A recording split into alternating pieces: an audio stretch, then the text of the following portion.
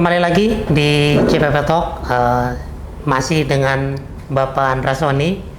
Tadi sudah cerita banyak lika-liku perjuangan sampai dengan masuk ke politik. Tapi saya masih penasaran gimana Bang Andra bisa ketemu dengan salah satu petinggi Gerindra, Pak Dasko, yang itu akhirnya membuat abang memutuskan masuk ke politik lebih dalam. Tahun 2013 saya mengantar kawan ke DPP Gerindra. Oke. Terus mau nyalon pileg. Pilkada. Pileg 2014. Dia ingin DPR RI dan kemudian akhirnya dia nyalon di wilayah Bangka Belitung.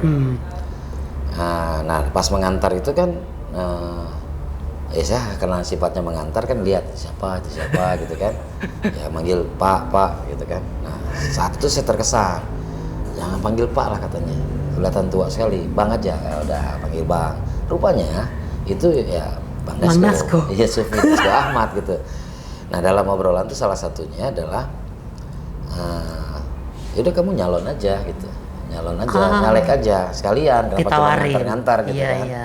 Karena memang waktu itu 2014 Gerindra belum sebesar sekarang.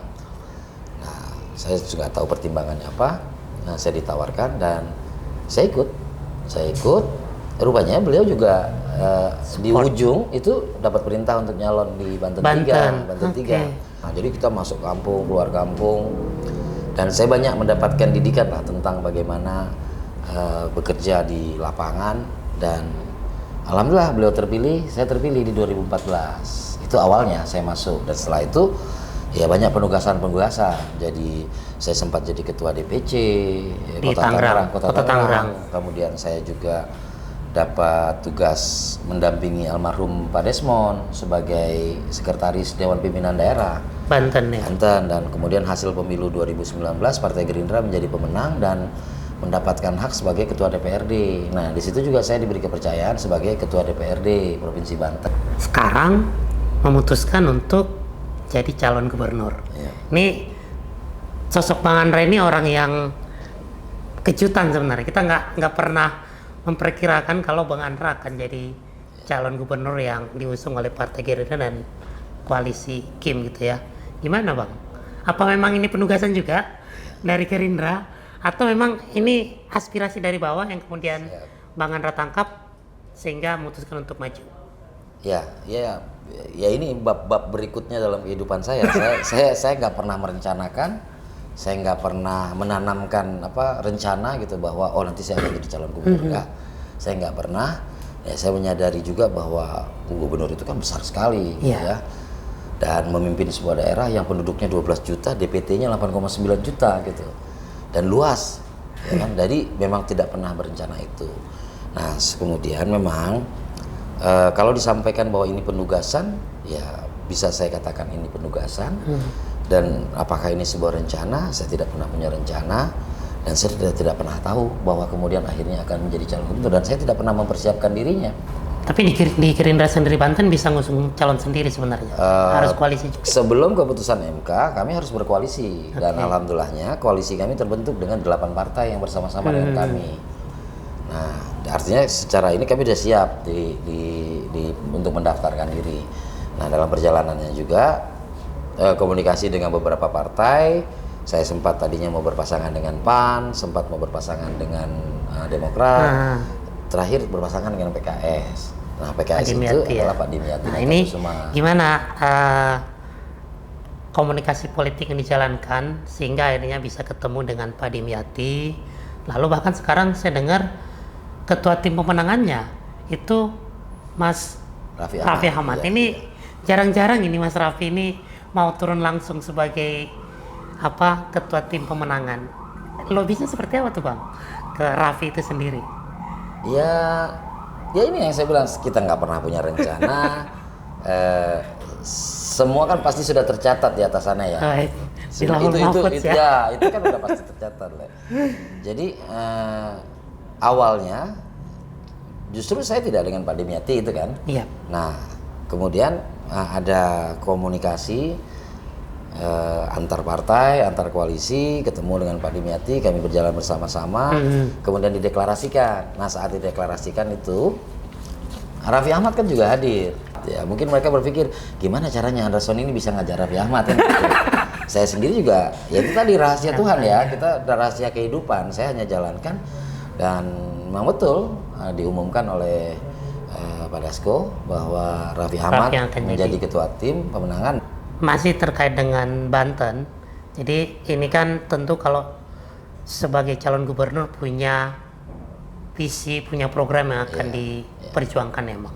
Nah, saya singkat aja kira-kira ke depan yang menurut Bang Andra paling signifikan, paling urgent untuk diselesaikan di Banten itu apa Bang? Baik, saya mungkin gini dulu.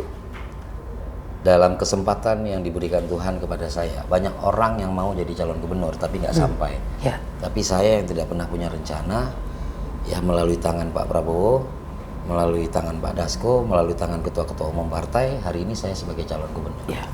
Tentu saya harus memanfaatkan, dalam kata lain saya harus memperjuangkan nilai-nilai.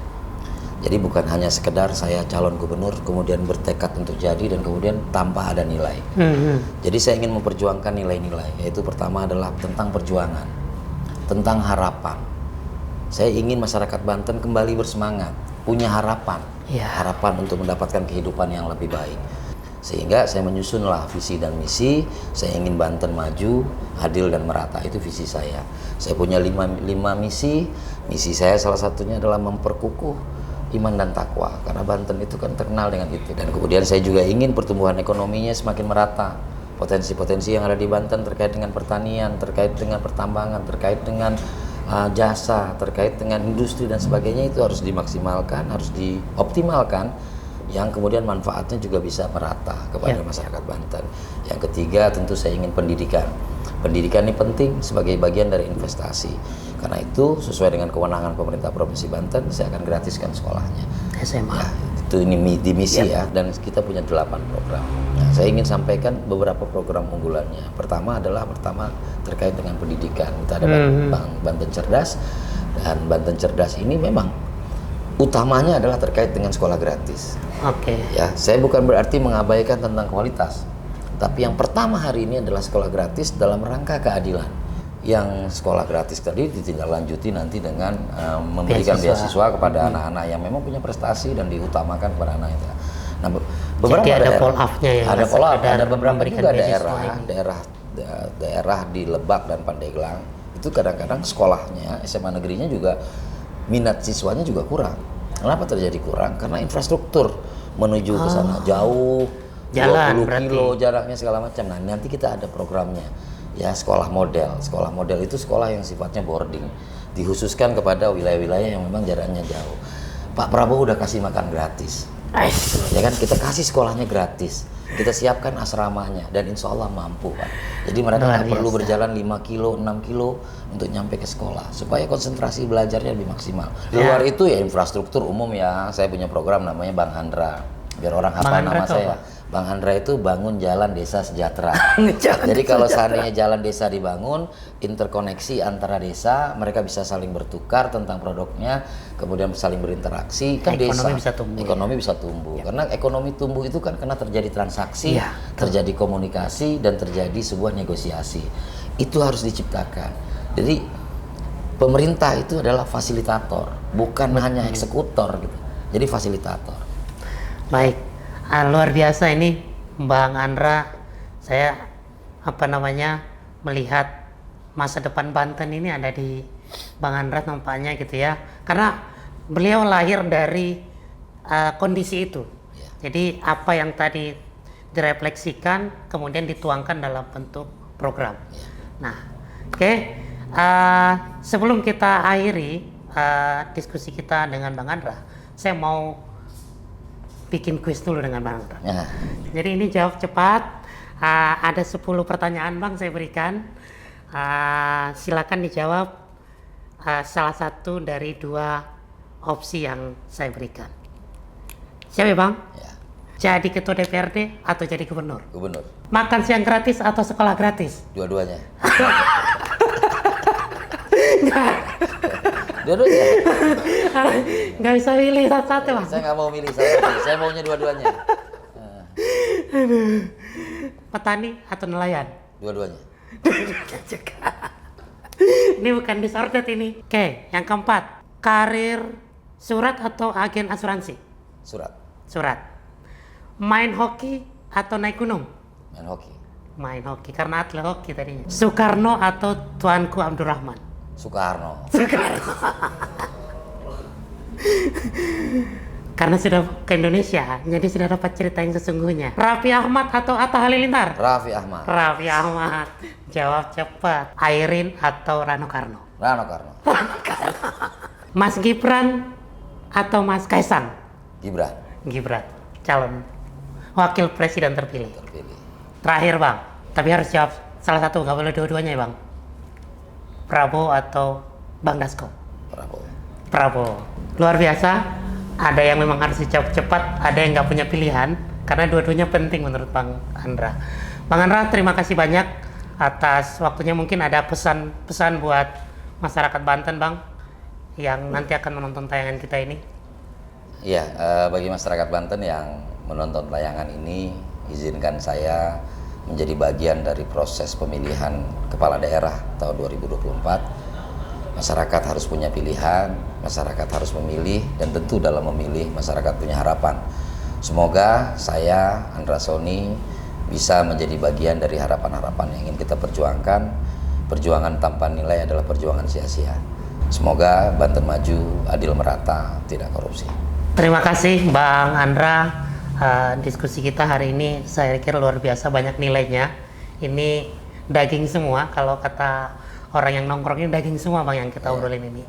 Jadi kami juga berdoa mudah-mudahan perjuangan Bang Andra Soni lancar di Provinsi Banten dan bisa memenangkan hati masyarakat Banten di Pilkada 2024 bulan November mendatang.